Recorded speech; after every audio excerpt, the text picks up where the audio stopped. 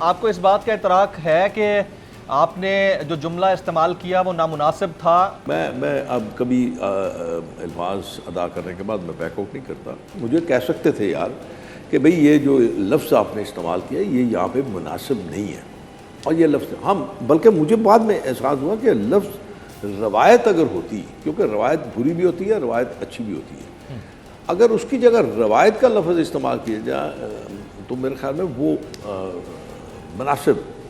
لفظ تھا. عجیب مزاج ہے، عجیب طریقہ ہے کہ کوئی شخص اگر غلطی کر دے نا، ہم اس کی توثیق کر رہے ہیں یا اس کو ٹھیک کرنے یا اس کو سمجھانے کے بجائے ہم اس کی تذلیل شروع کر دیتے ہیں.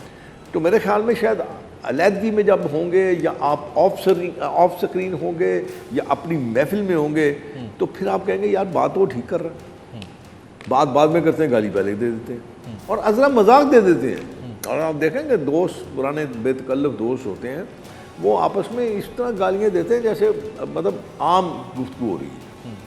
تو آن گراؤنڈ تو میں نے بات وہ حقیقت کی تھی، لیکن بات وہ پھر وہی آ جاتی ہے کہ الفاظ کا چناؤ جو ہے وہ ٹھیک ہونا چاہیے، وہ درست نہیں،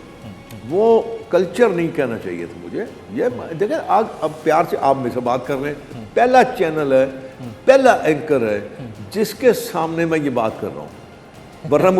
مجھے پوچھ ہی دے، مطلب مجھے دیکھیں میں شیخ صاحب اس کے کہ آپ میری اصلاح کریں. شیخ صاحب قطع کلامی کی معذرت، میں یقین کریں میں یہی مسلسل مختلف ٹی وی چینلز پہ نوٹس کر رہا تھا کہ آپ کو کم از کم بولنے کا پورا موقع تو دینا چاہیے. کہ یہ آپ کا پہلا چینل ہے اور آپ پہلے اینکر ہیں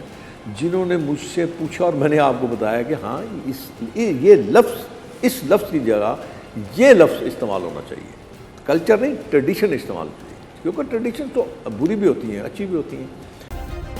سبسکرائب کریں اور بیل دبائیں تاکہ کوئی خبر رہ نہ جائے.